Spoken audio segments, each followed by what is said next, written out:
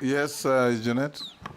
Chairman, I know the nominee was once a politician, but he has cleverly evaded the issue of the vaccine.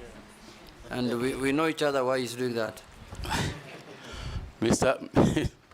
Mr. Chairman, it is indeed true that I was once a politician, but that is not, but I wasn't evading the question, because the matter is very simple to me, and in consultation with those in agriculture, we have also come to the same conclusion. I think the long and short of it is the following.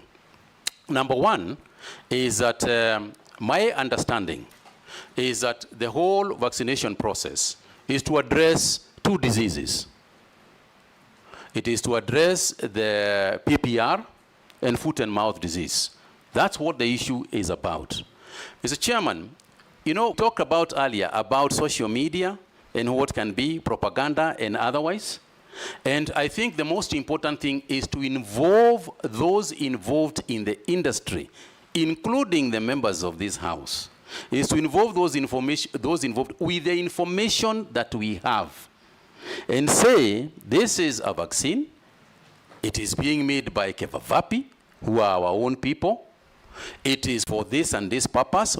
We only vaccinate about 10% of our livestock. We want to vaccinate more than that. But the point of the matter is this. The cow, as I said earlier, belongs to an individual. It doesn't belong to the government. The goat belongs to an individual, not to the government. So the matter is simple. Here is a vaccine. It is for foot and mouth disease. You have a goat. Do you want the goat to be vaccinated? You say, yes, I want to be vaccinated. We vaccinate. You say, no, I don't want my goat to be vaccinated. Sawa. Do you have a cow? Do you want the cow to be vaccinated? This is the reason why it is to be vaccinated.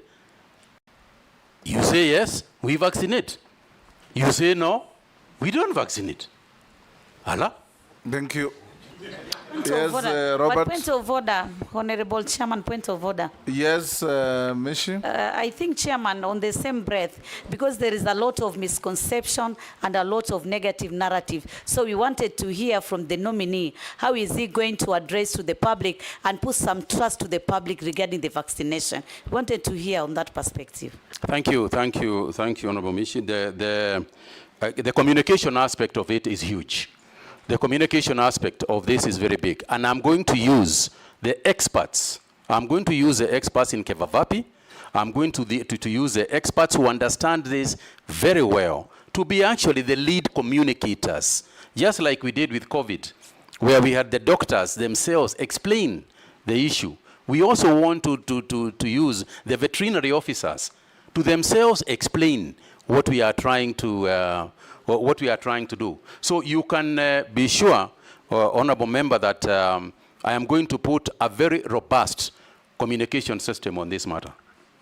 Robert Mbui. Yeah, thank Baya. you.